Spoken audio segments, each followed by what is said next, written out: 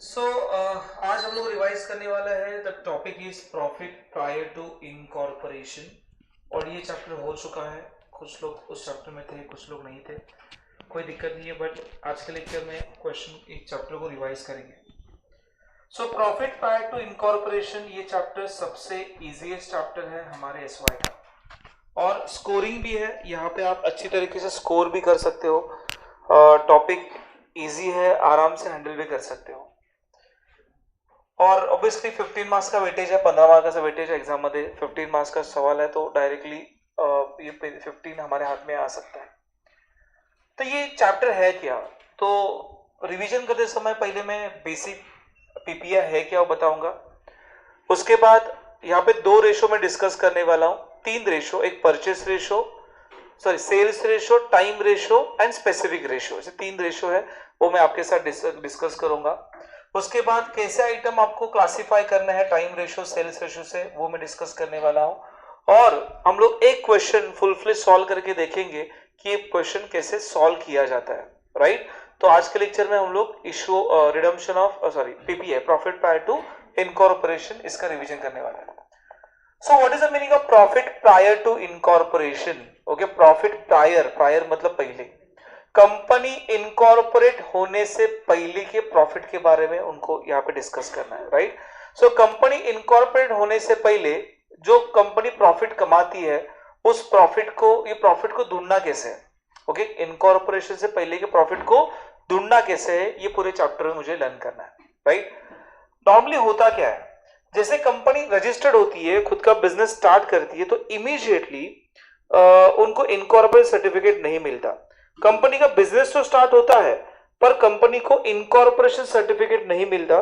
Company business तो चालू करती है, पर सर्टिफिकेट ऑफ इनकॉर्पोरेशन नहीं मिलता। तो दैट्स व्हाई कंपनी जो है वो उस पीरियड में, उस ट्रांजेक्शन पीरियड में प्रॉफिट को अर्न करती है।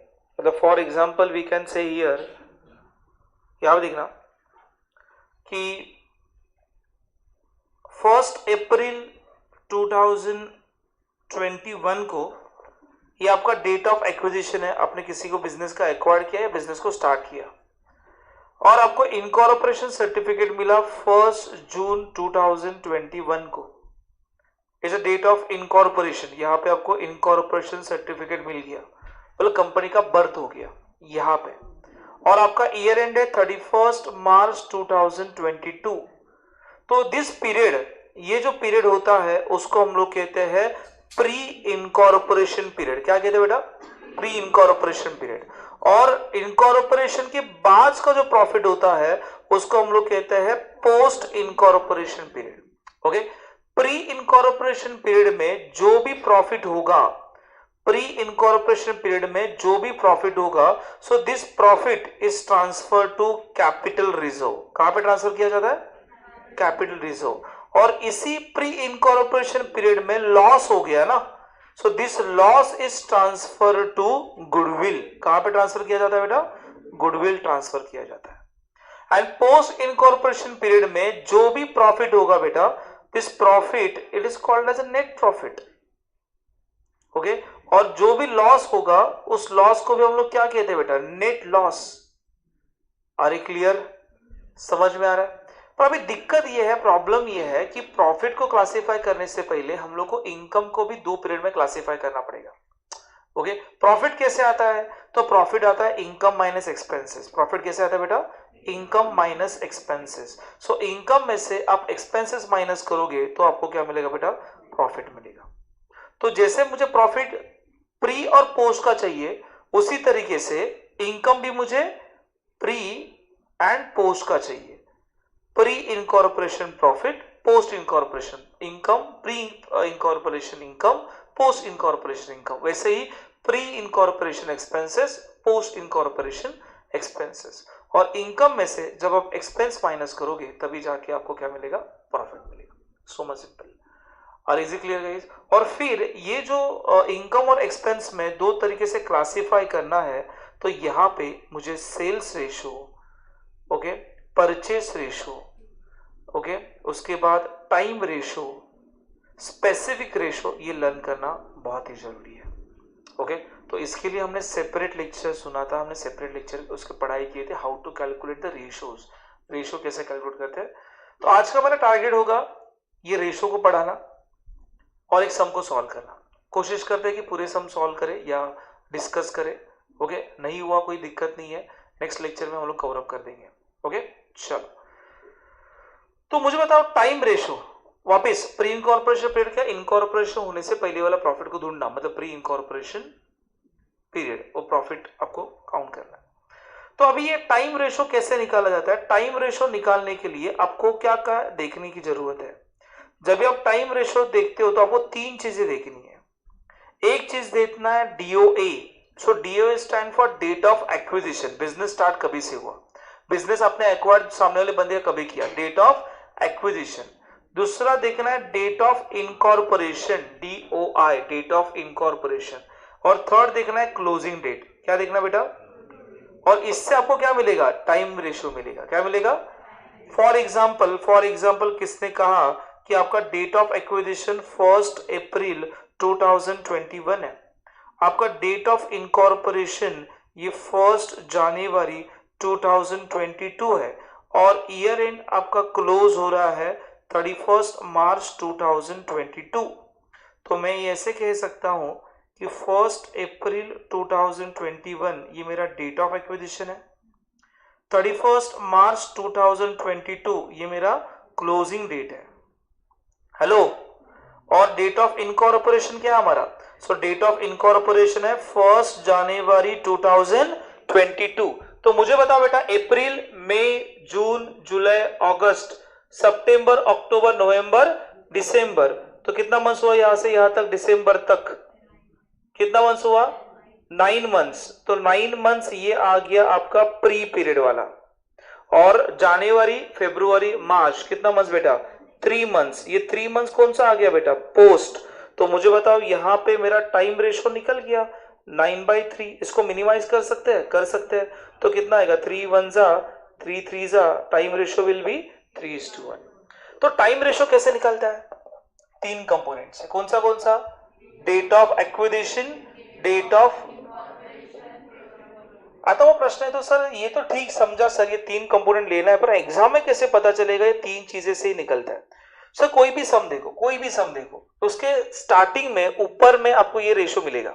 ओके आपको 3 चीजें ढूंढनी है, जैसे मैं आपको दिखा रहा हूं, यहाँ पे मेरा ईयर एंड मिल गया 31 मार्च 13, कोई भी XYZ क्वेश्चन लिए उठा के देख रहा हूं मैं। ओके ईयर एंड मिलेगा फॉर द ईयर एंडेड। फिर देखो डेट ऑफ एक्विजिशन क्या है, बिजनेस एक्वायर्ड कभी किया, तो लिखा है देखो, the going concern effective from take over the business of Messrs. Jay and Vijay Company as a going concern from the 1st April 2012 दिख रहा है, और डेट ऑफ इनकॉर्पोरेशन भी ऊपर दिख रहा है। अरे 3 चीजें मिल गई। सर डेट ऑफ कमिटमेंट दिया तो नहीं देखने का, 3 ही चीज देखना है, date of acquisition, date of incorporation, date of close, बाकी कोई भी डेट देने दो, वो डेट को इग्नोर करना है। 3 डेट ही देखना है, acquisition, incorporation, date of closing. Is it clear guys. और उस तरीके से आपका कौन सा रेशियो निकलेगा बेटा, टाइम रेशियो निकलेगा। कौन सा ratio, time ratio. Is it clear, पक्का। ओके पहले रेशियो के ऊपर फोकस करेंगे, फिर कैसे आइटम क्लासिफाई करना है टाइम और सेल से बाद में देखेंगे। क्लियर, चलो फिर एक ये मुझे सर मेरे दिमाग में चला गया, अभी मैं आगे बढ़ता हूं कि सेल्स रेशियो कैसे निकाला जाता है, सेल्स रेशियो कैसे होता है वो थोड़ा हम लोग पढ़ते हैं। ये क्वेश्चन है डायरेक्ट लगता है, सेल्स रेशियो मैंने I think so. Okay so हम लोग 1 by 1 सेल्स रेशियो पहले कवर करते हैं, then we go for the other ratios. तो सेल्स रेशियो में पहला लिखा है, आप देखोगे बराबर से ऑब्जर्व करोगे, वापस मैंने 3 चीजें लिखी है, date of acquisition, date of incorporation, date of closing. ये कहां पे मिलेगा ये भी मैंने बताया, कहां पे मिलेगा सर, ओपनिंग क्वेश्चन में ही आपको मिल जाएगा। अभी ये जो इंफॉर्मेशन है वो मैं एडजस्टमेंट से ले रहा हूं। ये जो सेल्स रेशियो की इंफॉर्मेशन कहां पे मिलेगी बेटा, एडजस्टमेंट में मिलेगी। एडजस्टमेंट मतलब सर इस तरीके से नीचे दिखाता हूं मैं सब, हाँ इधर मिलेगी मुझे, है ना। हेलो, ऐसे आपको इंफॉर्मेशन नीचे मिलेगी, उससे आपको क्या निकालना है बेटा, सेल्स रेशियो निकालना। आपका पहला टारगेट वही रहेगा, तो calculate time ratio, sales ratio. तो मैंने ये वैरायटी ऑफ क्वेश्चंस में यहाँ पे ले रहा हूं, is about only the sales ratio, क्या क्या आ सकता है पॉसिबिलिटी, इसके ऊपर तो कुछ भी नहीं आएगा। सो पहले क्या लिखा है, sales up to 30th April 2017 was 6 lakh, out of the total sale is 30 lakh. तो टोटल सेल हमारा 30 लाख रुपया है, टोटल सेल हमारा 30 लाख रुपया, 30 लाख हमारा टोटल सेल है, और उसमें से 30 अप्रैल तक हमारा सेल कितना बेटा, 6 लाख है। तो पहले मैंने क्या किया, टाइमलाइन बनाया, उसमें लिखा date of acquisition, date of closing और डेट ऑफ इनकॉर्पोरेशन 1 मई है, यहाँ पे डेट ऑफ इनकॉर्पोरेशन 1 मई है। अरे क्लियर बेटा। उसके बाद देखा टोटल सेल, पूरे साल का सेल कितना है बेटा, पूरे साल का सेल 30 लाख रुपया है ना, ओके। उसमें से 30th अप्रैल तक, 30 अप्रैल तक, यहां तक सब 1 मई को इनकॉर्पोरेशन हुआ है सर, डेट देखो ना 1 अप्रैल है, तो यहां से यहां तक ये प्री पीरियड है, बराबर ना, और यहां से यहां तक क्या है, पोस्ट। तो प्री पीरियड का सेल 6 लाख रुपीज है, ये 6 लाख मैंने यहाँ पे लिख दिया। तो मुझे होता 30 लाख में से 6 लाख गया, तो बैलेंसिंग फिगर कितना है सर, 24 लाख। तो प्री का सेल बना सर, प्री का सेल बना 6 लाख और पोस्ट का सेल बना 24 लाख। उसका रेशो निकाला, रेशो कितना आया, 1:4। इसे क्लियर। पहला टोटल सेल देंगे, प्री का सेल बताएंगे, उस टोटल सेल में से प्री का सेल माइनस किया, पोस्ट का सेल मिलेगा। और इसे क्लियर, वन टाइप हो गया। Type number 2, 1 April 16 date of acquisition है, 1 July 2016 डेट ऑफ इनकॉर्पोरेशन है, 31 March 17 डेट ऑफ क्लोजिंग है। ये कहां पे मिलेगा सर, ओपनिंग इंफॉर्मेशन मिल जाएगा। Sale for pre incorporation period was 5 lakh per month. ये क्या बेटा, पर मंथ। पहले सेल क्या था, वैसे नहीं था, उन्होंने बोला टोटल सेल प्री का सेल। अभी क्या बोल रहा है कि 5 लाख रुपए पर मंथ, ये हमारा सेल है, पर कौन सा सेल है, ये प्री इनकॉर्पोरेशन सेल है। टोटल सेल कितना है हमारा, 65 लाख। तो मैंने टोटल सेल यहां पे लिखा, ये 65 लाख मेरा टोटल सेल है, स्टार्ट फ्रॉम अप्रैल टू मार्च। अरे क्लियर बेटा। सो ये अप्रैल टू मार्च टोटल सेल मेरा कितना, 65 लाख है। और मैंने देखा यहाँ पे प्री पीरियड में, मतलब प्री पीरियड कहां से स्टार्ट होगा, ये डेट ऑफ इनकॉर्पोरेशन 1 जुलाई है बेटा। तो ये जो है अप्रैल में जून, ये प्री पीरियड है। और पर मंथ बोला है 5 लाख 5 लाख 5 लाख, उधर ना डायरेक्ट अमाउंट दिया था, ये पर मंथ है। तो 5 लाख मल्टीप्लाई बाय 3 कितना हुआ बेटा, 15 लाख। तो 65 लाख में से 15 लाख गया, तो कितना बचा, 50 लाख बचा। अरे क्लियर। सो 15 लाख प्री में है, 50 लाख पोस्ट में है, रेशो क्या बना, 3:10। Are you with me guys. तो सेल्स रेशो निकल गया। पहले केस में टोटल सेल दिया था, प्री दिया था, इसमें भी टोटल सेल दिया है पर प्री का पर मंथ दिया है। क्लियर। चलो नेक्स्ट देखो सेल्स रेशो, अभी थोड़ा अलग तरीके से। वो कहते हैं कि 1 अप्रैल, ये तो हमने लिखा 1 अप्रैल ये हमारा डेट ऑफ एक्विजिशन है, 1 अगस्त मेरा डेट ऑफ इनकॉर्पोरेशन है, 31 मार्च मेरा डेट ऑफ क्लोजिंग है। और लिखा है sales for each month is very important, each month of December to March were double मतलब क्या sir, 2 times of the monthly sale. क्या लिखा है, monthly sale of April to November. तो मुझे बताओ कहां से डबल डोर है सर, दिसंबर से डबल डोर है। कहां से डबल डोर है, दिसंबर। तो ये 2 2 2 2 लिख दिया मैंने, as compare to April to November, तो 1 1 1 1 आएगा। अरे समझा बेटा। हेलो। तो मुझे बताओ ये जो पीरियड है उस पीरियड को हम लोग कहेंगे प्री। सो 1 2 3 4 बराबर ना। ये पीरियड देखना, ये पीरियड कौन सा हमारा, पोस्ट। ऐसा नो, तो इसमें कितना है, 1 2 3 4, 1 multiply by 4 is 4 and 1 2 3 4, 2 multiply 4 is 8, 4 plus 8 कितना, 12। सो दिस विल 4/12, मतलब रेशो कितना आएगा, 1:3। Hello, is it very clear, simple ratio है। हेलो तर एनर्जी ठेवा रे, थकलेल्या लोकांसह राहू नका। ओके चलो। उसके बाद date of acquisition, date of incorporation, date of closing, ये तो आपको इन्फॉर्मेशन तो मिल जाएगा, यस और नो। अभी क्या देखना है बेटा, अभी देखना है एडजस्टमेंट क्या लिखा है, ये बहुत बढ़िया एडजस्टमेंट है। वापस मंथली सेल रीड करने का, क्या लिखा है बेटा, मंथली सेल कितना, अक्टूबर टू मार्च 150%। ओके डेटा देखो, यहां पे डेटा टाइम्स में था बेटा, डबल, इसलिए उन्होंने बोला दिसंबर टू मार्च डबल मंथली, तो 2 2 2 लिखा, बाकी इधर 1 1 1 लिखा। अब ये डेटा कैसे दिया बेटा, परसेंटेज में दिया है। वो कहते हैं अक्टूबर टू मार्च 150, बाकी का 100। डेटा परसेंटेज में है, स्टूडेंट यहाँ पे कंफ्यूज होते हैं। ओके, ये 150% है, कहां से, अक्टूबर टू मार्च, तो ये अक्टूबर 150 150 150 150 150 150। सर बाकी जगह पे क्या लिखेंगे, 111 लिखेगा, अरे नहीं रही है, परसेंटेज में है ना, तो 100 लिख। अरे समझ में आ रहा है, जब ये टाइम्स में आएगा 222 तो 1 लिखेगा तू, जब परसेंटेज में आएगा तो 100 लिखेगा। अरे क्लियर बेटा, तो इस तरीके से मेरा सेल्स रेशो कितना है, 4:11। उसके बाद नेक्स्ट केस, आपको date of acquisition, date of closing January December है, और देखने का ईयर एंड दिसंबर है सर, तो स्टार्टिंग जनवरी होगा, तो ईयर एंड दिसंबर और मार्च लिखोगे तो गलत हो जाएगा। देखो साल कभी एंड हो रहा है, उससे स्टार्ट को डिसाइड करो। डेट ऑफ इनकॉर्पोरेशन मार्च है, क्या लिखा, जरा एडजस्टमेंट पढ़ते हैं। वो बोलते हैं कि sale for one commodity at a fix price, हमारी सेल की सारी कमोडिटी की प्राइस फिक्स है। Average monthly sale first 2 months, पहले 2 महीने, was half of the average. ये हाफ म्हणजे हाफ ना, 1/2, ये सर हाफ, 1/2 वेगळा असतो, it is a half, it is a 1.5, पढ़ने का बराबर, हाफ ये आधा, 1.5 1.5, 1.5, अरे क्लियर, इसलिए बराबर से पढ़ने का, ये क्या लिखा है, half of the average of monthly sale, remaining of the sale. आता मला सांग, हे हाफ आहे, 0.5 0.5, हे 1 अजून केलं मी, सेल्स रेशियो इज 1:10। नहीं समझा तो बोल देना, hello, is very easy. Question number 6 देख, अभी यहाँ पे क्या कहते हैं, अगेन आपको 1 अप्रैल दिया है date of acquisition, year end दिया है 31 मार्च, और ये दिया डेट ऑफ इनकॉर्पोरेशन 1 सितंबर। ये कभी कभी याद रखना, ऐसे भी होता है कि डेट ऑफ एक्विजिशन जनवरी भी हो सकता है। अब ये 12 महीने का साइकिल है, कभी कभी 15 महीने का भी साइकिल होता है, एक सम है उसमें डेट ऑफ एक्विजिशन 1 जनवरी है। Are you getting my point? So चलेगा, मतलब कभी कभी ऐसे होगा कि डेट ऑफ एक्विजिशन आपका 1 जनवरी है, 1 जनवरी 2016, एंड डेट ऑफ इनकॉर्पोरेशन हमारा 1 सितंबर है 2016, और डेट ऑफ क्लोजिंग क्या है सर, 31 मार्च 2017 है। सर ऐसे चलेगा? अरे क्यों नहीं चलेगा?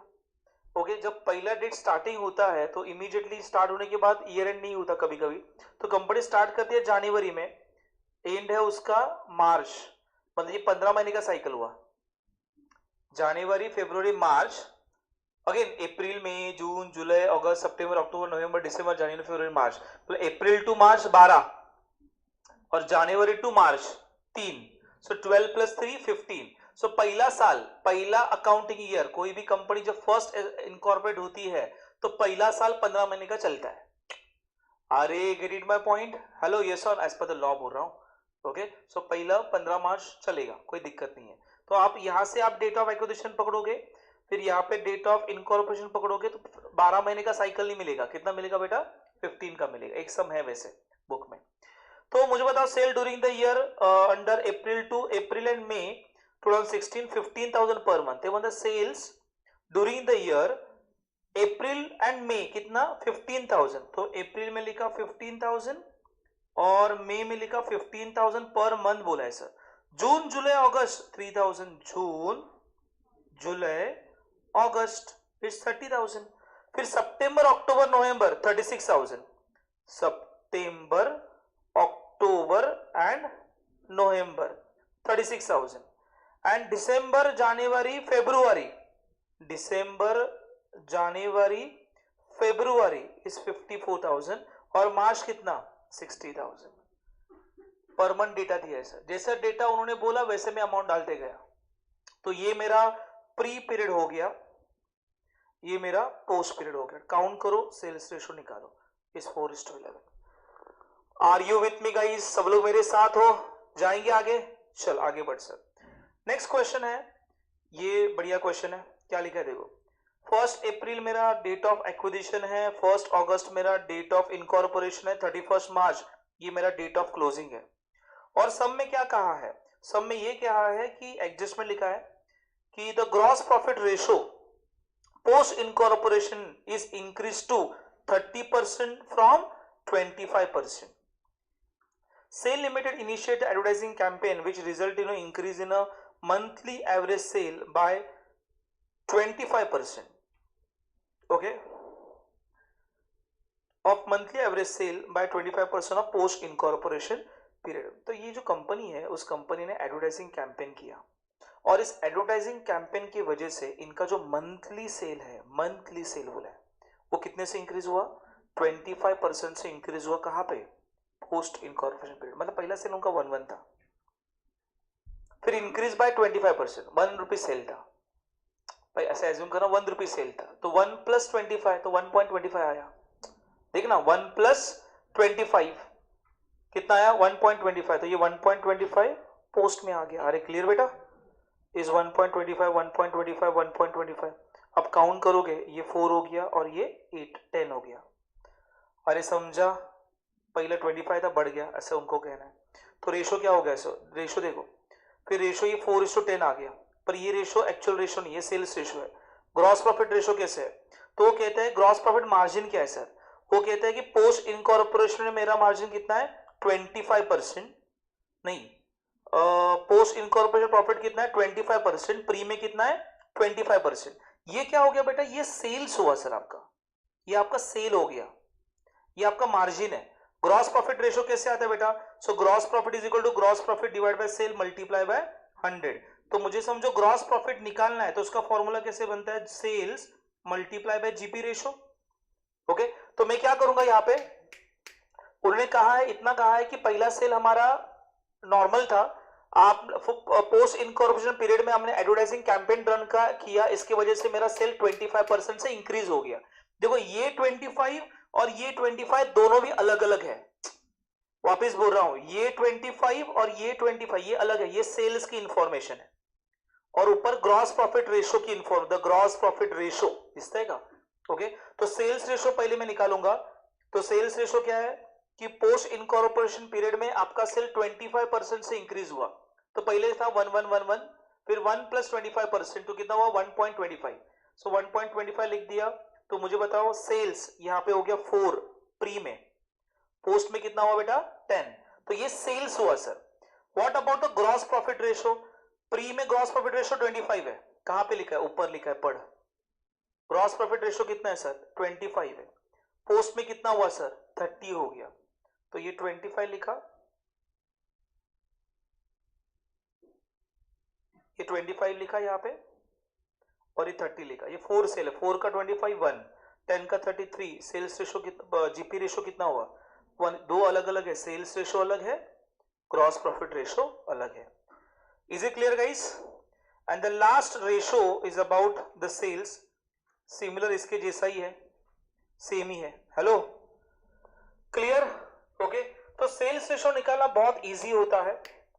सेल्स रेशो निकालना बहुत इजी होता है। कैसे निकालेंगे sales ratio?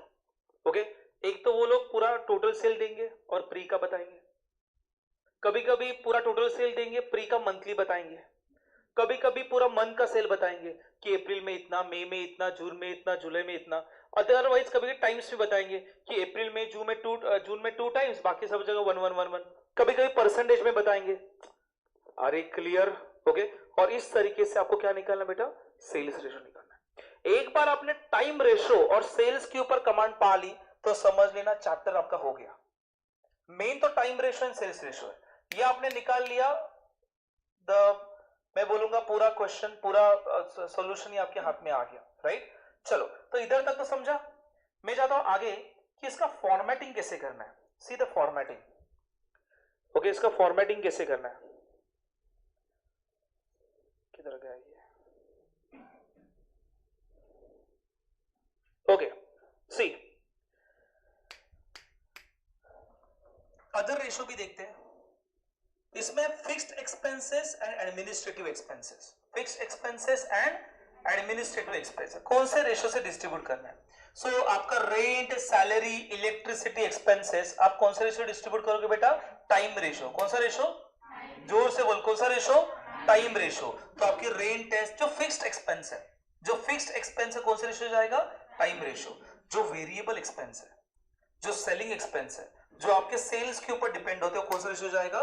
Sales ratio. Example मैंने लिख के दिया है, rent, insurance, printing, depreciation, audit fees and postage etcetera. कौन सा रेशो बेटा? Time ratio. वेरिएबल में क्या आएगा? Salary to salesman, sales commission, advertisement, freight outward, carriage outward, discount allowed, which ratio? Sales ratio. Simple याद रखना सर इसमें, okay बहुत सिंपल है। ये सारे सेलिंग एक्सपेंस है। कौन सा एक्सपेंस है? तो सारे सेलिंग एक्सपेंस, प्रमोशन रहने दो, सेल्स एक्सपेंस रहने दो, सारे कौन सा रेशो हो जाएगा? सेल्स रेशो हो जाएगा। उसके बाद pre incorporation, post incorporation direct expense है। मतलब ये आइटम आया डायरेक्ट प्री में डालो, ये आइटम आया डायरेक्ट पोस्ट में डालो, इसको रेशो नहीं अप्लाई करने का। तो ये याद रखने का सर। क्या क्या है बेटा? Interest to vendor. पर सर इंटरेस्ट टू वेंडर इसको देखते समय एक हम लोग स्पेसिफिक रेशो निकालते हैं। इंटरेस्ट टू वेंडर भले प्री में जा रहा है पर कभी कभी पोस्ट में भी आता है थोड़ा पार्ट। क्लियर? वो एक जरा से देखेंगे वर्किंग नोट उसका। सैलरी टू वेंडर ये इंपॉर्टेंट है, डायरेक्ट कहां पे जाएगा बेटा? प्री में जाएगा। पोस्ट में क्या क्या जाएगा? डायरेक्टर्स।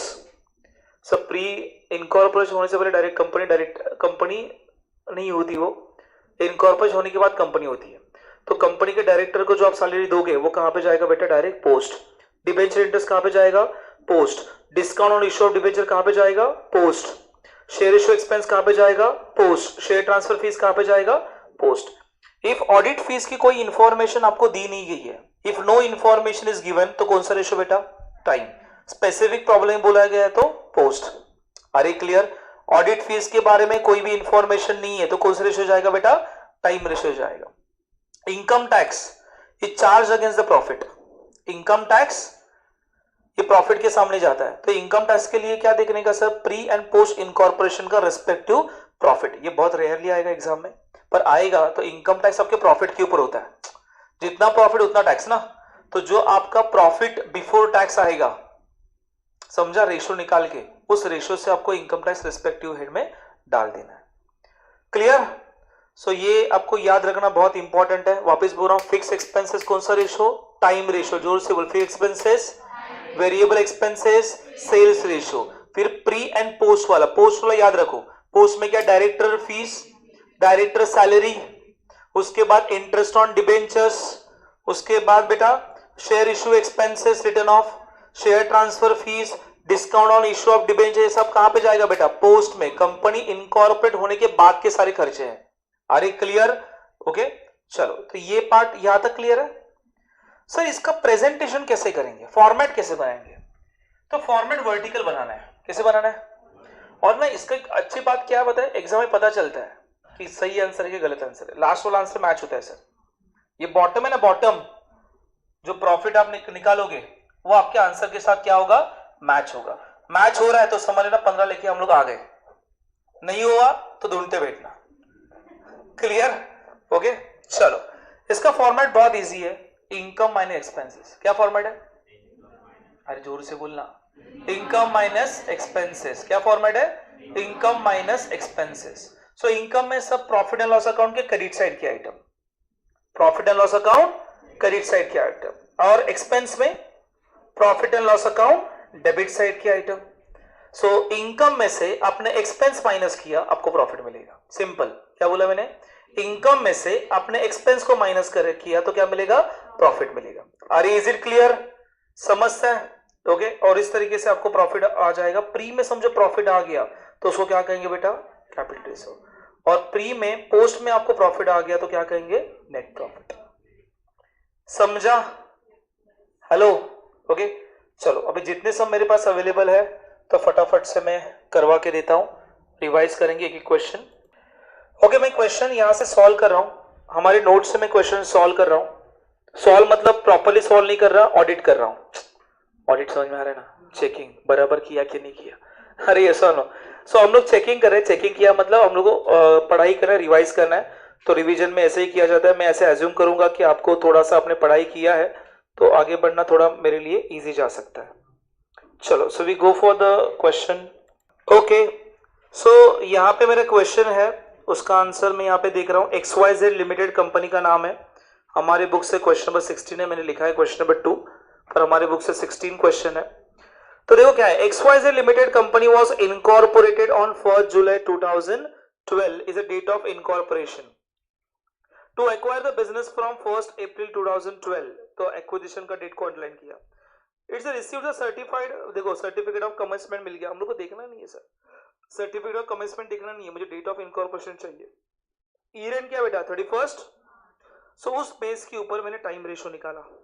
हेलो ओके, ये मेरा ओपनिंग है, फिर डेट ऑफ इनकॉर्पोरेशन 1 जुलाई है, उसके बाद ईयर एंड 31 मार्च है। तो उस हिसाब से टाइम रेशो कितना निकला 1:3। तो मुझे डाउट रहेगा, इसमें कुछ डाउट नहीं होगा, टाइम रेशो निकालना। Hello, is very easy. उसके बाद सारे एक्सपेंस आपको दिया हुआ है, सेल्स इंफॉर्मेशन दिया है। देखो, sales in a pre incorporation period is 5 lakh per month and total sale कितना है सर 65 लाख। तो टोटल सेल हमारा 65 लाख है, ये हमारा टोटल सेल है 65 लाख। और उन्होंने बोला 5 लाख पर मंथ, तो 5 लाख 5 लाख 5 लाख लिखा, 15 लाख आ गया। सो 65 लाख से 15 लाख माइनस किया तो 50 लाख आ गया। सेल्स रेशो कितना है 3:10। अरे क्लियर। उसके बाद लिखा है prepare profit and loss in a column form. कुछ नहीं है सर, कुछ इसमें ज्यादा कैलकुलेशन नहीं है। ग्रॉस प्रॉफिट 5,20,000 है। सो gross profit which ratio, so gross profit income में जाएगा, विच रेशो सेल्स रेशो, विच रेशो सेल्स। तो ये 5,20,000 मैंने सेल रेशो से डिस्ट्रीब्यूट कर दिया, दिख रहा है। अभी डिस्ट्रीब्यूट कैसे करना है पता है ना आपको, इससे किसी को दिक्कत ना है समझ लो सर, ये रेशो कैसे कराए 3:10। 3:10 कैसे आता है पता है ना, 5,20,000 multiply by 3/13। Again 5,20,000 multiply by 10/13। Hello okay. So इस रेशो आपको निकालने के लिए आना चाहिए, बेसिक चीजें हैं जो हमने स्कूल में पढ़ी थी, राइट। और फिर उसके बाद ऑफिस एक्सपेंसेस 60,000 विच रेशो टाइम रेशो, विच रेशो ये हमारा टाइम रेशो से जाएगा बराबर। तो टाइम रेशो से डिस्ट्रीब्यूट कर दिया। फिर उसके बाद सेलिंग कमीशन कौन सा रेशो बेटा सेल्स रेशो। तो 78,000 सेल रेशो से हमने डिस्ट्रीब्यूट कर दिया। उसके बाद कैरेज आउटवर्ड विच रेशो सेल्स रेशो। तो सेल रेशो लिख दिया, सेल्स के हिसाब से डिस्ट्रीब्यूट कर दिया। रेंट एंड टैक्सेस कौन सा रेशो टाइम रेशो। तो टाइम रेशो से हमने डिस्ट्रीब्यूट कर दिया। उसके बाद डिबेंचर इंटरेस्ट कहां पे जाएगा बेटा पोस्ट। तो ये पोस्ट लिखा, डायरेक्ट पोस्ट में डाल दिया। उसके बाद प्रिंटिंग स्टेशनरी कौन सा ratio time ratio. So printing and stationery time ratio से डिस्ट्रीब्यूट कर दिया एज एडमिनिस्ट्रेटिव एक्सपेंसेस, राइट। उसके बाद एडवर्टाइजिंग एक्सपेंसेस, ये कौन सा रेशो बेटा सेल्स रेशो, सेलिंग एक्सपेंस है, सेल रेशो से डिस्ट्रीब्यूट कर दिया। अरे क्लियर बेटा। देन टेक अ टोटल 1,20,000 में से 91,500 माइनस किया, 28,500 रुपीज इज ए प्री। और मुझे बताओ 4 लाख में से 85,850 हमने माइनस कर दिया, तो it is called as a post. अभी मुझे बताओ यहाँ पे क्या आया बेटा प्रॉफिट आ गया, ये भी प्रॉफिट है। तो जो प्री में आया उसको क्या लिखेंगे कैपिटल रिजर्व लिखेंगे, क्या लिखेंगे बेटा। और पोस्ट में आया क्या लिखेंगे net profit. Are you with me guys. और देखो ये मैच होना चाहिए बेटा, 1,14,350 यहाँ पे मैच होना चाहिए। मैच हो रहा है मतलब सही कैलकुलेशन है। आंसर सही है नहीं बता सकता, कैलकुलेशन सही है। अरे क्या बोला समझा मैंने, समझो आपने गलती से जहां पे टाइम रेशो के बदले में सेल्स रेशो किया, रेशो बराबर किया आपने, पर जहां पे टाइम रेशो अप्लाई करना था वहां पे आपने सेल्स रेशो अप्लाई किया। कैलकुलेशन बराबर है पर आंसर सही नहीं है।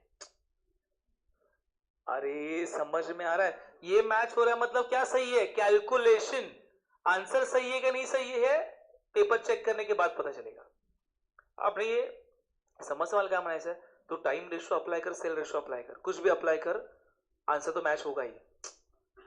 अरे क्लियर। पर आपने गलत से रेशो अप्लाई किया पर ये मैच हो, तो ये आप इतनी श्योरिटी कि आपने कैलकुलेशन में सारे फिगर लिए, उसमें मिस्टेक नहीं होगा।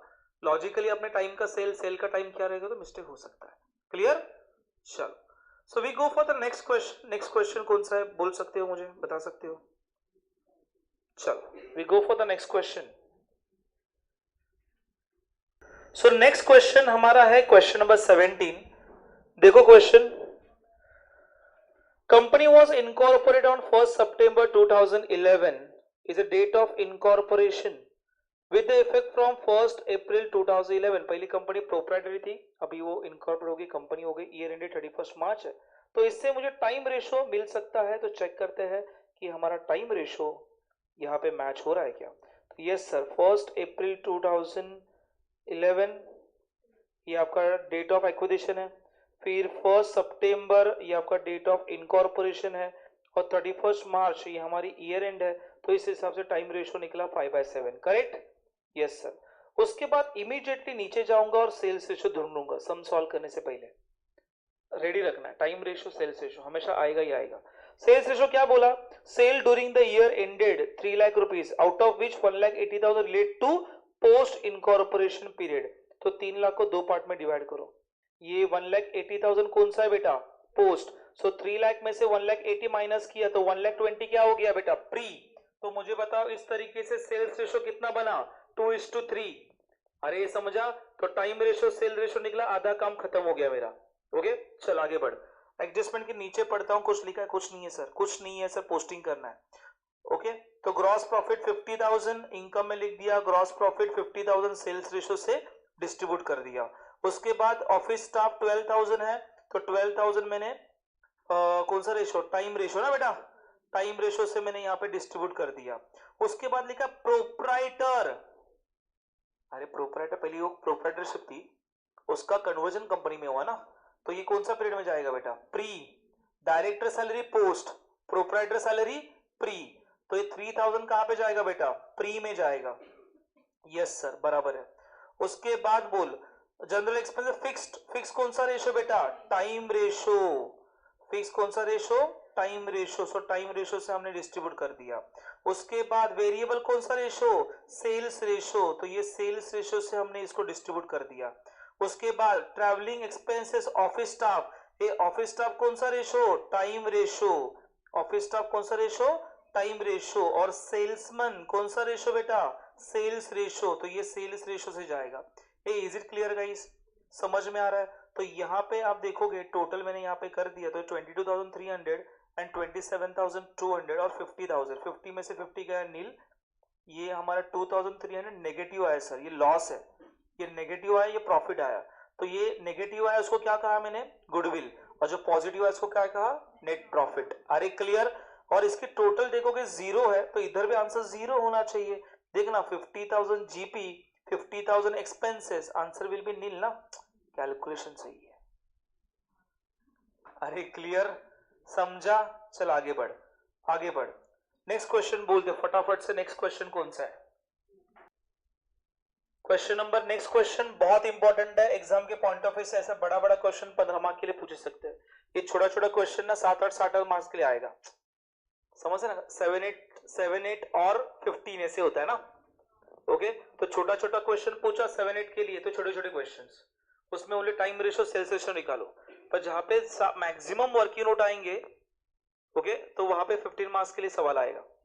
सो अमाई लिमिटेड वाज इनकॉर्पोरेटेड 1 अगस्त 2012, कभी इनकॉर्पोरेट हो रहा है, 1 अगस्त 2012। तो ये आपका डेट ऑफ क्या है, इनकॉर्पोरेशन है। चलो फिर डेट ऑफ इनकॉर्पोरेशन को अंडरलाइन कर दो। उसके बाद date of incorporation with the effect from क्या बेटा, 1 अप्रैल 12, ईयर एंड क्या है सर, 31 मार्च। तो मैं यहाँ पे लिख रहा हूँ ये 1 अप्रैल 31 मार्च, ये date of incorporation. Time ratio निकला 1:2। Are you with me guys, सब लोग मेरे साथ हो, हेलो यस और नो। चलो आगे बढ़। उसके बाद मुझे बताओ ग्रॉस प्रॉफिट 19,20,000, चलो ये सेल्स रेशियो पहले निकालते बेटा। बी नंबर पॉइंट पढ़, बी नंबर पॉइंट पढ़, उससे सेल्स रेशियो निकलेगा। क्या लिखा है देखो, sale of each month December March were double. देखो मैंने मैक्सिमम क्वेश्चन के सारे सेल्स रेशियो निकाल के दिए हैं, हेलो क्लियर। सो कभी कभी डबल है, दिसंबर और मार्च और अप्रैल टू नवंबर, तो दिसंबर और मार्च में दिसंबर टू मार्च कितना है सर, 2-2-2। बाकी सब जगह क्या आएगा सर, 1-1-1। अरे समझा, सेल्स रेशियो कितना आया, 1:3। चलो अभी क्या करेंगे सर, फटाफट से पोस्टिंग करेंगे। एडजस्टमेंट देखते हैं किसका किसका एडजस्टमेंट है, रेंट के ऊपर एडजस्टमेंट है, यहाँ पे लिख के रखने का, एडजस्टमेंट नंबर ए। उसके बाद ऑडिट फीस के ऊपर है, एडजस्टमेंट नंबर सी। उसके बाद बैड डेब्ट्स के ऊपर है, एडजस्टमेंट नंबर डी। उसके बाद सैलरी के ऊपर है, एडजस्टमेंट नंबर ई। जैसे जैसे आएगा एडजस्टमेंट करते जाएंगे। तो ग्रॉस प्रॉफिट 19,20,000 है, तो ये 19,20,000 विच रेशियो बेटा, सेल्स रेशियो। मैंने निकाला सेल्स रेशियो। ये कैसे करते पता है ना, वापस बोल रहा हूँ, 1:3। हाँ फूड एक्सपेंसेस, कौन सा एक्सपेंस है, डायरेक्टर फीस, कहां पे जाएगा बेटा, पोस्ट, पोस्ट में डाल दो, करेक्ट है। उसके बाद रेंट 1,71,000 पर, उसके लिए मुझे एडजस्टमेंट नंबर ए रीड करना पड़ेगा। क्या लिखा है देखो, rent is paid on the basis of floor space occupied, जितना फ्लोर स्पेस ऑक्युपाइड किया उसके हिसाब से करना है। Floor space occupied was double in a post incorporation period. So वो बोलते कि पोस्ट इनकॉर्पोरेशन पीरियड नंतर, इनकॉर्पोरेट होने के बाद कंपनी का फ्लोर स्पेस बढ़ गया। ये फ्लोर स्पेस समझेगा, फ्लोर स्पेस, ये फ्लोर है ना, मतलब पहली कंपनी छोटी थी, ओके, कंपनी होने के बाद हमने डबल किया फ्लोर स्पेस। तो मुझे बताओ यहाँ पे फिर इसका वर्कआउट करना पड़ेगा रेन का। हेलो, तो हमने रेन के लिए कर दिया, ये हमारा क्या है, डेट ऑफ इनकॉर्पोरेशन है, ये डेट ऑफ एक्विजिशन है, ये डेट ऑफ क्लोजिंग है। वो बोलते हैं कि पहला हमारा फ्लोर प्लस 111 था एवरी मंथ, उसके बाद क्या हो गया बेटा, डबल्ड, समझते हैं का, तो डबल डबल ऐसे कर दिया, तो रेशो आ गया 1:4। तो रेन जो है, रेन कितना था बेटा 1,71,000, इस रेशो से डिस्ट्रीब्यूट किया। ये यहाँ पे टाइम रेशो मैंने नहीं अप्लाई किया, क्यों, क्योंकि उसकी इंफॉर्मेशन दी है। इफ द इंफॉर्मेशन नहीं दी होती तो कौन सा रेशो, टाइम रेशो। इसको कौन सा रेशो कहते हैं, स्पेसिफिक रेशो। कौन सा रेशो, स्पेसिफिक उस आइटम के लिए है। अरे क्लियर।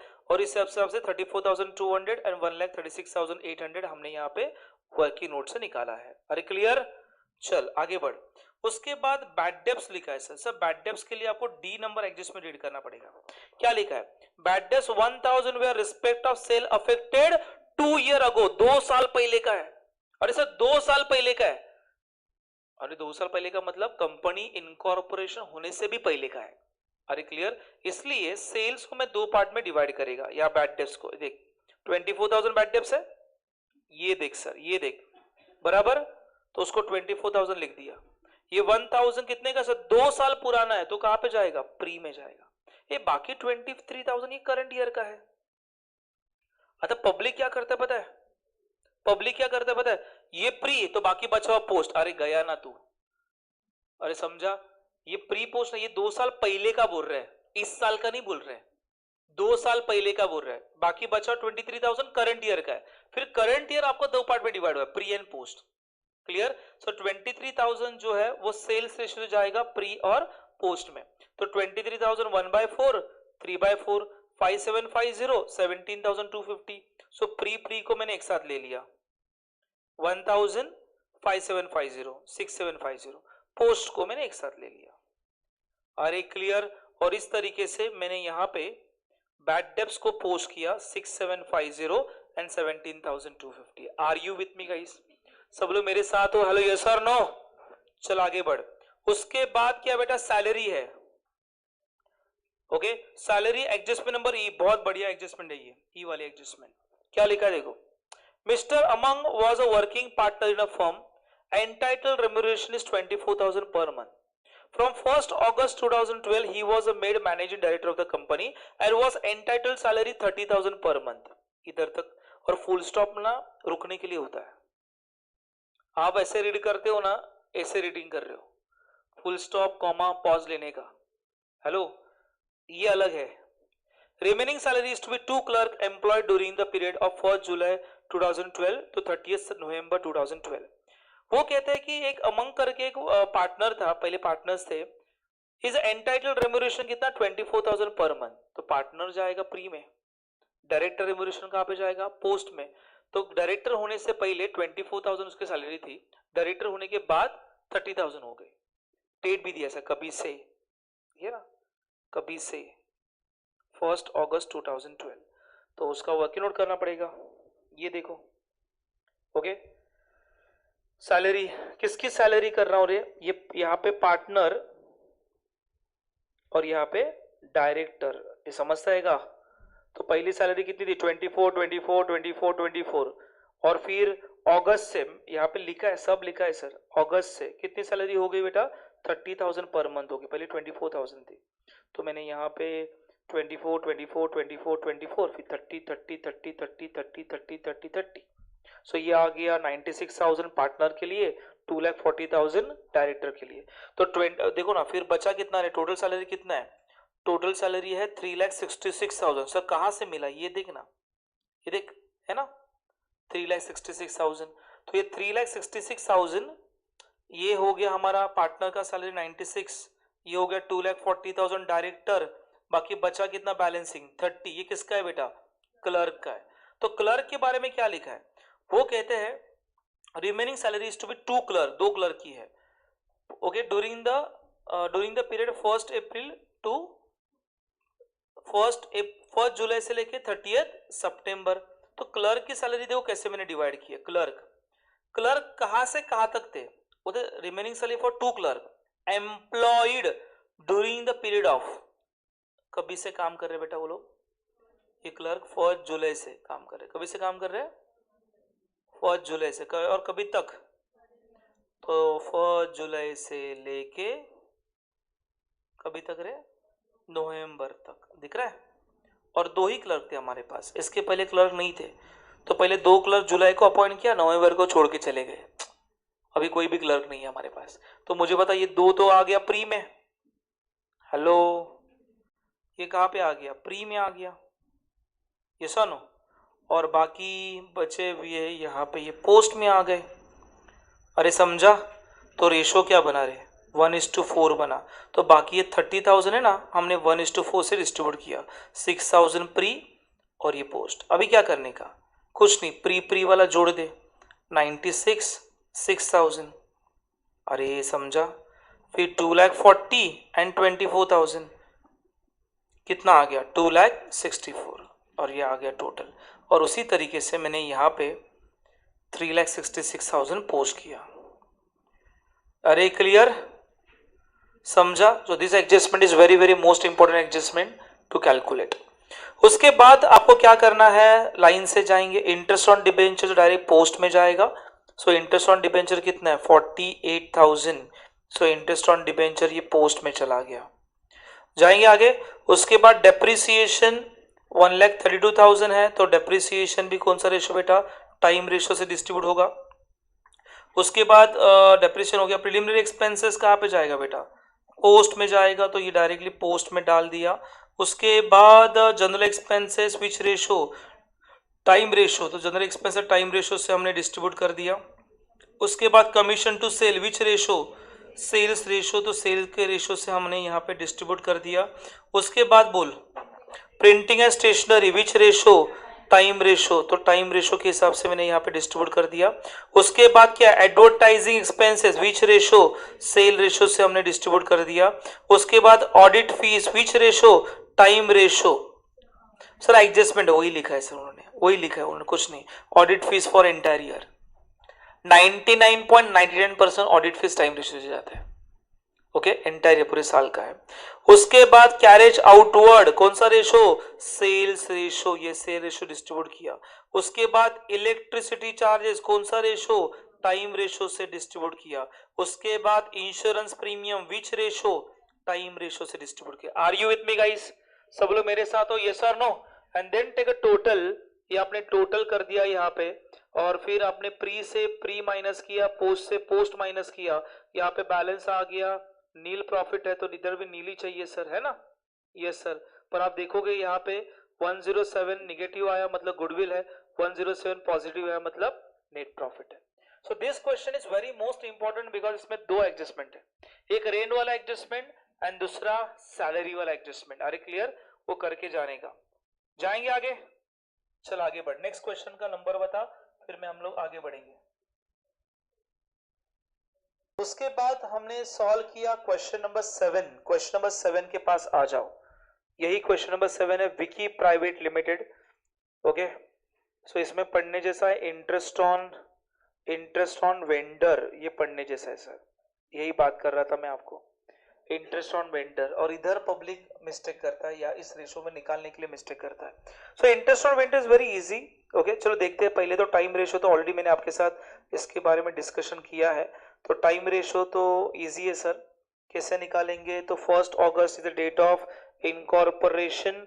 उसके बाद ईयर हैंड है 31 मार्च, तो 31 मार्च ईयर हैंड, और मुझे होता है अगस्त स्टार्टिंग अप्रैल है। ओके, सो इस हिसाब से टाइम रेशो 1:2 निकला। सेल्स रेशो भी मैंने ऑलरेडी डिस्कस किया हुआ है, तो बार बार डिस्कस नहीं करता, is very easy. Monthly sale October to March 150% है, तो इसके अप्रैल टू सितंबर 100% है। उस हिसाब से हमारा टाइम रेशो, सेल्स रेशो कितना निकला 4:11 निकला।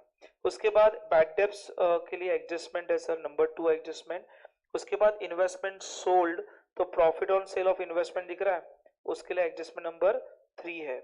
उसके बाद है consideration to vendor paid on 1 October, तो इंटरेस्ट ऑन वेंडर के लिए एडजस्टमेंट नंबर 4 है।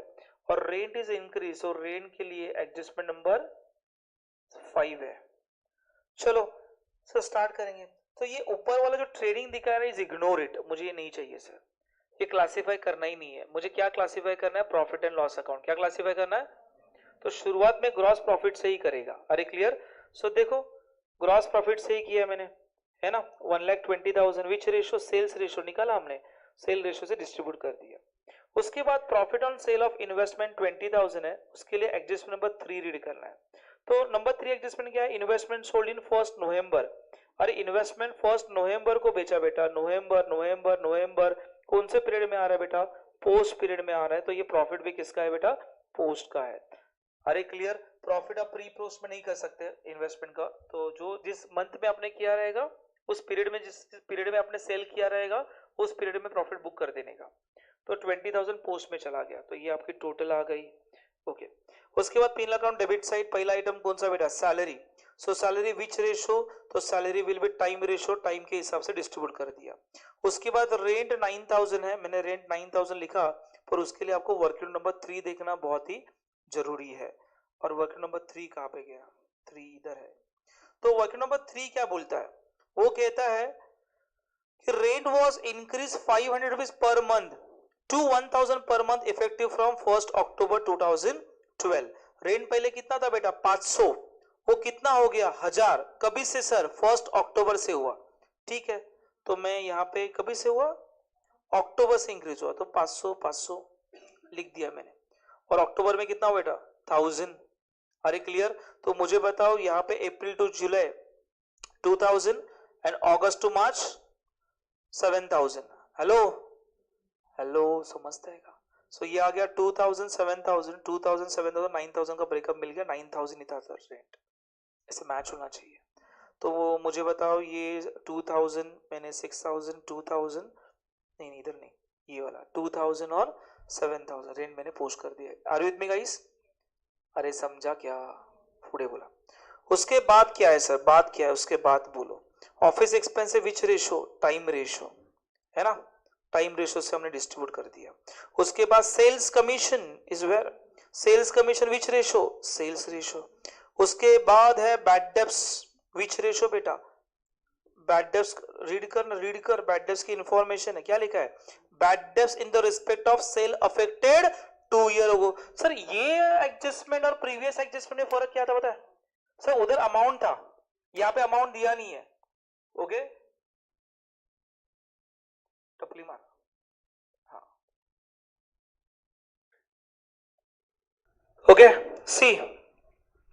सो किधर था मैं, किधर था, हाँ बैड डेब्ट्स के बारे में। यहाँ पे लिखा है bad debts in the respect of sale affected 2 year ago. यहाँ पे देखो अमाउंट दिया नहीं है सर। सो प्रीवियस सब में अमाउंट दिया था 1,000 ऐसे कुछ तो बोला था उन्होंने, ये सर यहाँ पे अमाउंट दिया नहीं है, इसका मतलब ये पूरा बैड डेब्ट्स ये कहां पे जाएगा बेटा, प्री में जाएगा। अमाउंट लिखा नहीं है इसलिए, अमाउंट लिखा हो तो 2 ब्रेकअप होता, पता ना। इसमें क्या होता समझो, मैं एग्जांपल ले रहा हूं, यहाँ पे बैड डेब्ट्स 5,000 है और यहाँ पे ऐसे लिखा होता bad debts in the respect of sale affected 2 year ago of ₹1,000, तो मैं बोलता 5,000 है ना, उसमें 1,000 ये तो जाएगा प्री में और 4,000 कहां पे जाएगा, पाप लगेगा, पोस्ट में नहीं जाएगा, वापस दो पार्ट में डिवाइड होगा। अरे ये 2 साल पहले का है, ये करंट ईयर का हो गया, ये सेल रेशियो से डिस्ट्रीब्यूट करोगे। अरे इधर ही मिस्टेक होता है पब्लिक का, अरे समझ में आ रहा है। ओके तो ये देखना, थोड़ा अलर्ट रहना क्या बोला है उन्होंने। अरे क्लियर, ये तो क्या होगा, इजी सम में मार्क्स जाएगा ना तो गड़बड़ है। मतलब आपने रिडम्पशन ऑफ प्रेफरेंस शेयर में बैलेंस शीट मिस्टेक ऐसे समझ सकता हूं, पर ऐसे फालतू क्वेश्चन में आप सिली मिस्टेक करके आ रहे हो ना, ऐसे लगता है धोना चाहिए आपको। Are you getting my point? Okay easy question में, हाँ जो सिंकिंग फंड के कैलकुलेशन मिस्टेक ऐसे समझ सकता हूं। ओके पर इसने इजी क्वेश्चन में आपने मार्क्स घलाए ना तो साला टीवाई में जाने की हमारी लायकी नहीं है। Are you getting my point, what I am saying, get my point, is very easy. Okay आगे तो बहुत समंदर है, क्लियर। चलो आगे बढ़ो, चलो यहाँ पे देख, डायरेक्टर फीस कहां पे जाएगा बेटा? पोस्ट। अभी तो डायरेक्टली प्री में ही गया। हेलो, ओके, ये डायरेक्टली प्री में गया। डायरेक्टर फीस कहां पे जाएगा बेटा? पोस्ट में जाएगा। डायरेक्टर फीस कहां पे जाएगा? पोस्ट में जाएगा। उसके बाद क्या है? डेप्रिसिएशन। डेप्रिसिएशन कितना है? 18,000। विच रेशो? Time ratio. उसके बाद बोल, उसके बाद बोल, डिबेंचर इंटरेस्ट कहां पे जाएगा बेटा? पोस्ट में जाएगा डायरेक्टली। ओके, और इंटरेस्ट टू वेंडर, देखो इसके लिए इंपॉर्टेंट है, this adjustment is very important. जब interest to vendor, interest on purchase consideration, दो शब्द याद रखना। क्या? इंटरेस्ट टू वेंडर और इंटरेस्ट ऑन परचेस कंसीडरेशन। इसका कैलकुलेशन आप कैसे करोगे? उसके लिए आपको देखना है डेट ऑफ एक्विजिशन। हेलो, इधर देख, उसके लिए देखना है डेट ऑफ एक्विजिशन। वो एक्सप्लेनेशन दिलेला मी त्यावेळी, मैं डायरेक्ट अभी शॉर्टकट बता रहा हूं, अभी वो एक्सप्लेनेशन का टाइम चला गया। इसके लिए आपको क्या देखना है? Date of acquisition, date of incorporation, date of payment. काय बघायचं बेटा? Date of acquisition, date of incorporation, date of किसके लिए? किसके लिए? इंटरेस्ट टू वेंडर और इंटरेस्ट टू परचेस कंसीडरेशन। अच्छा, interest to vendor, interest to purchase consideration क्या होता है? छोटा सा एग्जांपल देता हूं। जैसे अभी कोई कंपनी है, फॉर एग्जांपल ये प्रोप्राइटर है समझो, और ये कंपनी है, ये सुनो, और अभी इस प्रोप्राइटर सोल ट्रेडिंग कंसर्न का कन्वर्जन किसमें हो रहा है? कंपनी में हो रहा है। अब ये जो सोल प्रोप्राइटर होता है उसका पैन नंबर अलग होता है बेटा। हेलो, सोल ट्रेडर का पैन नंबर पर्सन है, और कंपनी का पैन नंबर ये अलग होता है। कंपनी से लीगल एंटिटी अलग होता है sir, is a legal entity. तो अभी क्या हो रहा है? सोल ट्रेडर कंसर्न जो कंपनी में कन्वर्ट करता है तो पैन नंबर चेंज होता है बेटा। सो दैट्स व्हाई तो उसको अलग अलग एंटिटी कहते हैं। तो इस कंपनी को, इस सोल ट्रेडिंग कंसर्न को क्या पे करना पड़ता है? Purchase consideration. देखो ये सोल ट्रेडर यहाँ पे जाके डायरेक्टर बनता है, पर दो अलग अलग चीजें हैं legal in eyes of law. Okay, दो अलग अलग पर्सन है, दिखने के लिए एक ही पर्सन है, दिखने के लिए एक ही पर्सन है, पर लॉ के नजरिए से दो अलग अलग बंदे हैं। क्लियर? तो यहां पे इसने खुद का बिजनेस खुद को ही बेचा है, खुद का बिजनेस खुद को ही बेचा है। Are clear? और उसका पेमेंट करना है। फॉर एग्जांपल आपने बिजनेस एक्वायर्ड किया 1 अप्रैल 2021 को, तो सिंपल सा लॉजिक है, जिस दिन आप बिजनेस को एक्वायर करोगे उसी दिन पेमेंट करना चाहिए। पर यहां पे ये कंपनी इमीडिएटली पैसा नहीं दे रही है, ये कंपनी पेमेंट कर रही है समझो 30 जून 2021 को। तो ये बंदा क्या बोलेगा बेटा? देखो ये बंदा अलग है, इधर अलग उधर अलग। ये बंदा क्या बोलता है? पैसा मिलना चाहिए था 1 अप्रैल को, क्योंकि आपने मेरा बिजनेस कभी एक्वायर किया, डेट ऑफ एक्विजिशन 1 अप्रैल है, पेमेंट कभी कर रहे हो? 30 जून कर रहे हो, मतलब अप्रैल मई जून 3 महीना आपने डिले पैसा दिया। तो 3 महीना मुझे डिले पैसा दिया ना, उसका मुझे क्या चाहिए सर? इंटरेस्ट चाहिए। क्या चाहिए? इंटरेस्ट। उसको ही हम लोग कहते हैं इंटरेस्ट ऑन परचेस कंसीडरेशन, कहते हैं इंटरेस्ट टू वेंडर। ये वेंडर है बेटा। वेंडर मतलब कौन? सेलर। अरे समझ में आ रहा है? ये इसका बिजनेस बेच रहा है। इंटरेस्ट मतलब, वेंडर मतलब कौन? सेलर। अरे क्लियर? तो यहाँ पे 3 महीने का इंटरेस्ट देना है। आता गड़बड़ काय बघा, समजा आपका डेट ऑफ इनकॉर्पोरेशन, देखो बराबर से, ये डेट ऑफ एक्विजिशन है, ये डेट ऑफ इनकॉर्पोरेशन है, डेट ऑफ क्लोजिंग है, ये है 1 अप्रैल 2021, ये है 1 अगस्त 2021, ईयर एंड है 31 मार्च 2022। अभी डेट ऑफ पेमेंट कभी किया उसने? 30 जून को किया। हेलो, तो देखो ना, ये पीरियड देखा जाए, date of acquisition and date of incorporation pre में ही आ रहा है। तो इंटरेस्ट टू वेंडर और इंटरेस्ट टू परचेस कंसीडरेशन कहां पे जाएगा? प्री में जाएगा, क्योंकि दोनों भी डेट ये 1 अगस्त से पहले है। ओके, पर मुझे बताओ, मैंने यहाँ पे डेट ऑफ पेमेंट आपको बोला कि डेट ऑफ पेमेंट है 31 दिसंबर 2021। बोले साला कितना महीने के बाद पैसा दिया इसने? अप्रैल, मई, जून, जुलाई, अगस्त, सितंबर, अक्टूबर, नवंबर, दिसंबर, 9 मंथ के बाद पैसा दिया। तो 9 मंथ का इंटरेस्ट लगेगा। यस और नो? ओके, तो 9 मंथ का इंटरेस्ट लगेगा, तो ये कैसे क्लासिफाई करेंगे? तो उसके लिए क्या देखना है? देखना इधर तक तो प्री का हो गया, पर पेमेंट कभी किया? Date of acquisition, date of closing मत देख, आपको देखना ये अप्रैल दिसंबर किया ना, तो मैं क्या देखूंगा? डेट ऑफ पेमेंट कभी किया रे? 31 दिसंबर 2021। 9 मंथ्स है ना बेटा, तो 9 मंथ्स कैसे आएगा? अप्रैल, मई, जून, जुलाई, अगस्त, 5 महीना यहाँ पे। नहीं, अगस्त नहीं रे, जुलाई तक ही लेना है ना। अप्रैल, मई, जून, जुलाई, फिर अगस्त, सितंबर, अक्टूबर, नवंबर, दिसंबर, 5 महीना। अरे क्लियर? 5 रेशो हो गया 4/5। अरे समझ में आ रहा है, ये डेट देखने का नहीं, कभी सर कभी नहीं देखने का, कभी नहीं देखने का। हाँ, इंटरेस्ट टू वेंडर और इंटरेस्ट ऑन परचेस कंसिडरेशन। अरे क्लियर? तो मुझे बताओ, interest to vendor, interest to purchase consideration के लिए कौन से डेट देखोगे आप दो डेट देखोगे। कौन से दो डेट देखोगे? एक देखोगे date of acquisition, date of incorporation and date of payment. अरे क्लियर? उस हिसाब से यहाँ पे मैंने कैलकुलेशन किया है और इसका जो रेशो आया था, ठीक है ना, डेट ऑफ एक्विजिशन 1 अप्रैल है, डेट ऑफ पेमेंट देखना, consideration to be vendor paid on 1 October लिख के आएगा सर एग्जाम में। समझ में आ रहा है? सर एग्जाम में डेट नहीं दिया तो मैं समझूंगा प्री में है, और डेट तो देना पड़ेगा, ये आएगा मतलब डेट आएगा। अरे समझ में आ रहा है? इंटरेस्ट ऑन परचेस कंसिडरेशन और इंटरेस्ट टू वेंडर रहेगा तो डेट ऑफ पेमेंट डेफिनेटली वो लोग एग्जाम में दिया जाएगा। क्लियर? तो ये 1 अक्टूबर है सर, लिख दिया मैंने। तो अप्रैल मई जून जुलाई ये आपका हो गया 4 मंथ्स, ये आपका हो गया 2 मंथ्स, रेशो हो गया 4:2। इसको मिनिमाइज भी कर सकते हैं, पर क्यों मिनिमाइज करने का कैलकुलेटर है हमारे पास। अरे क्लियर? सो 4000 2000 मैंने डिवाइड कर दिया यहाँ पे 6000 4000 and 2000। Are you with me guys? तो यहाँ पे देखो, उसमें और एक चीज बहुत बढ़िया है, वो कहते हैं इस सम में कि इसमें एग्रीमेंट क्या हुआ, the agreement also provide that vendor are entitled 60% profit up to 31 August. ये 1 अगस्त का है, 1 अगस्त है डेट ऑफ इनकॉर्पोरेशन। तो वेंडर मतलब कौन? जिसने बिजनेस आपको बेचा है, वो कहता है कि प्री इनकॉर्पोरेशन पीरियड में जो भी प्रॉफिट आप कमाओगे उसका 60% मुझे देने का। कौन कह रहा है ये? वेंडर कह रहा है। कौन कह रहा है? तो प्रॉफिट देना है 60, लॉस हो तो लॉस भी देंगे 60, ओनली प्रॉफिट क्यों? क्लियर? तो मैंने यहाँ पे क्लोज कर दिया, और क्लोज करने के बाद यहाँ पे क्या आया सर? यहाँ पे लॉस आया लगता है, ये दिख रहा है 1000 का क्या है? लॉस आया। तो लॉस आ गया तो 60% ऑफ द लॉस हमने किसको दे दिया? वेंडर। 1000 का 60 कितना आएगा? 600 इस ट्रांसफर टू वेंडर, और बाकी 400 ये परचेसिंग कंपनी का है। समझा? तो 400 काउंट एज ए गुडविल और ये काउंट एज ए लॉस। ये तो नेट प्रॉफिट तो परचेसिंग कंपनी का है। सो this adjustment is very important, exam में आता है सर, वो 60% प्रॉफिट वाला। समझ में आ रहा है? हेलो? पक्का? अरे यस और नो?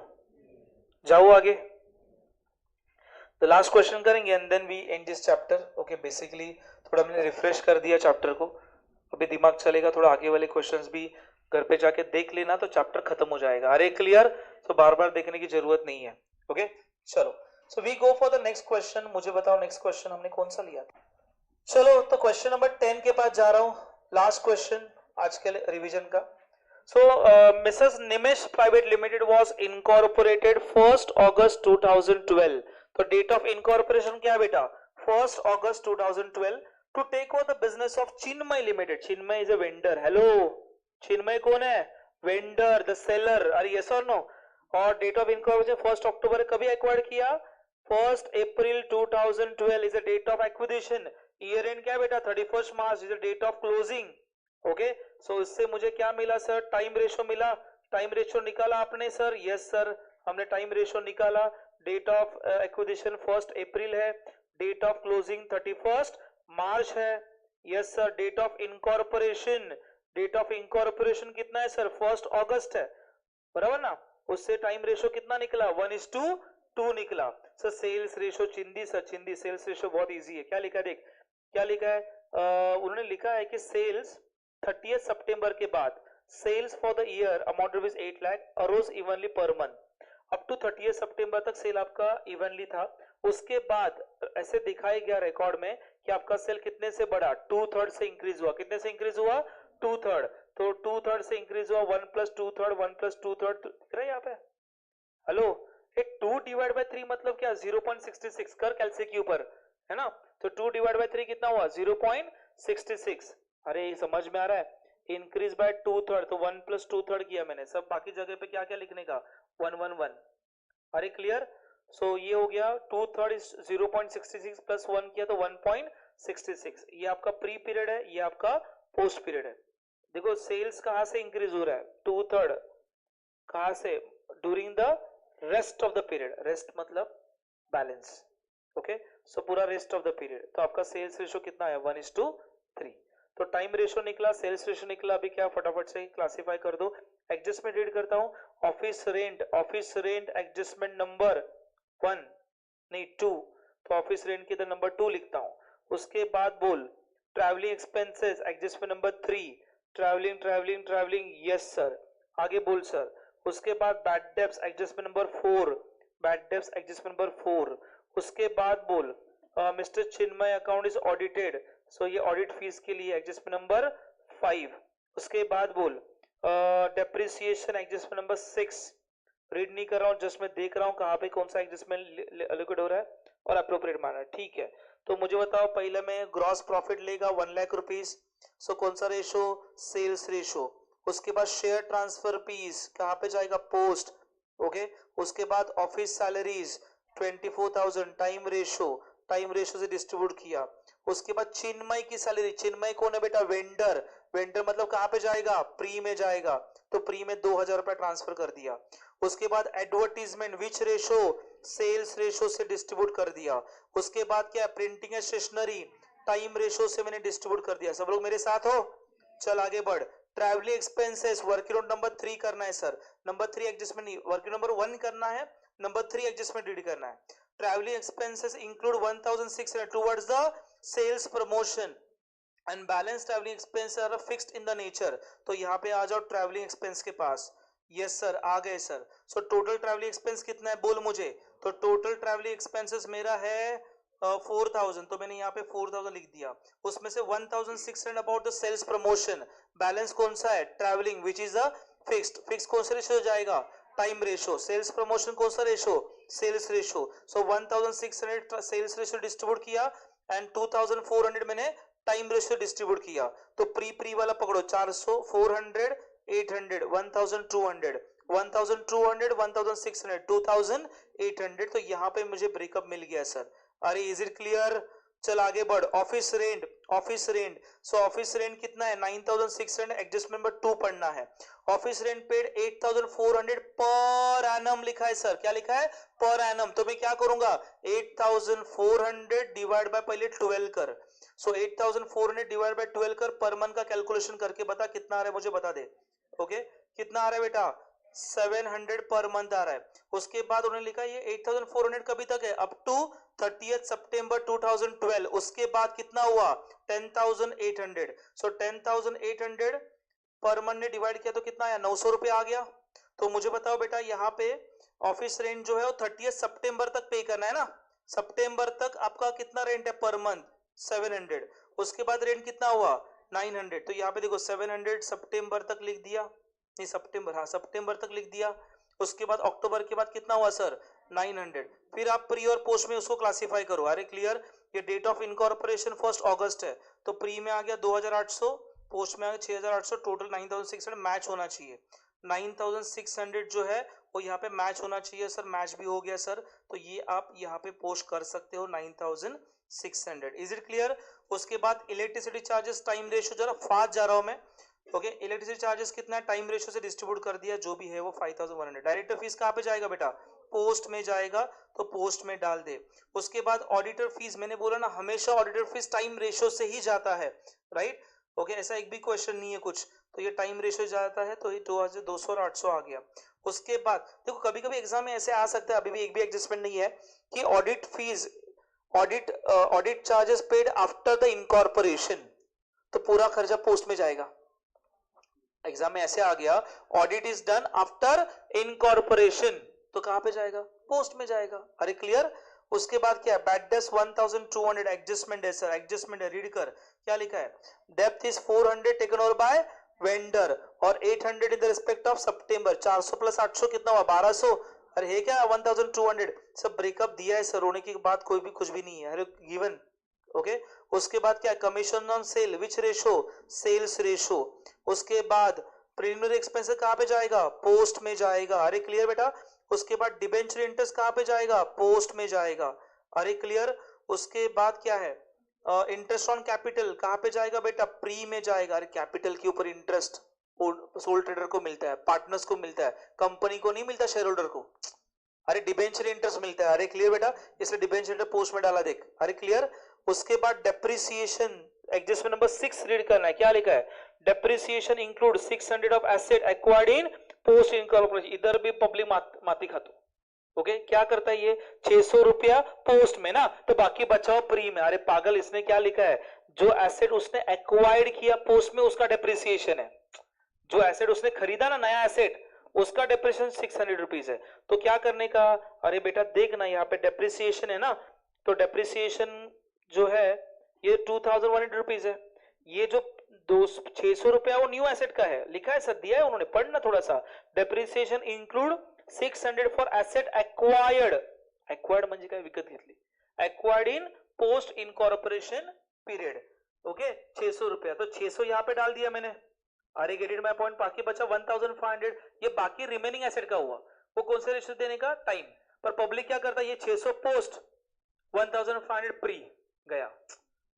अरे क्लियर, ये न्यू एसेट का है, रिमेनिंग एसेट का, रेस्ट ऑफ द एसेट। अरे क्लियर, कौन सा रेशो? Time ratio. तो प्री को पकड़, ये 500 पोस्ट में 600, 1000, 1600, ये हमने पोस्ट कर दिया यहाँ पे। अरे समझ में आया? जो प्री में आया कैपिटल रिजर्व, ये net profit. Are you with guys? So this about, मैंने कुछ रिलेटेड क्वेश्चन सॉल्व किए हैं, is about the profit prior to incorporation. पर जितने क्वेश्चन सॉल्व किए उतने सफिशिएंट है, बट आगे वाले पार्ट आप इजीली करो। आप देखो बुक से क्वेश्चन देखो, कहाँ पे क्वेश्चन देखो, जो भी बुक रिफर करना है उसके ज्यादा से ज्यादा सम देखना। जितना सम आप ज्यादा देखोगे उतना ही आप सॉल्व कर पाओगे। ओके मतलब आपने सिलेक्टेड स्टडी किया तो कमांड नहीं आता बेटा, याद रखना। फिर कोई भी बुक हो, मनन प्रकाशन हो, शेड पब्लिकेशन हो, विपुल प्रकाशन हो, कुछ भी जो कॉलेज में बताया गया हो, कॉलेज के नोट्स हो, राइट, जितने क्वेश्चन आप खुद से देखोगे। देखो मैं ये ऐसे नहीं बोल रहा कि सारे क्वेश्चन सॉल्व करके देखना, पर जैसे मैंने सॉल्व किया ना, वो कैलकुलेशन कैलसी के ऊपर करने के लिए आना चाहिए। क्लियर? ठीक है, आपके दिमाग में क्वेश्चन का प्रिंट हो गया, पहले दिमाग में सॉल्व होना चाहिए। याद रखना, अकाउंट्स का पेपर जब सॉल्व करते हो, ओके, क्वेश्चन रीड करने के बाद पहले दिमाग में क्वेश्चन सॉल्व होता है, फिर पेपर के ऊपर सॉल्व होता है। आपके दिमाग में क्वेश्चन सॉल्व नहीं हुआ तो पेपर के ऊपर नहीं आएगा। अरे गेट इट माय पॉइंट? इसलिए दिमाग में पेपर आने के लिए या आंसर आने के लिए आपको मैक्सिमम क्वेश्चन देखने पड़ेंगे। जितने ज्यादा क्वेश्चन देखोगे, जितना ज्यादा क्वेश्चन देखोगे उतना ही दिमाग में आंसर आना शुरुआत हो जाएगा। Is it clear? तो फिलहाल मैं यहाँ पे स्टॉप करता हूँ। ओके चलो बाय बाय।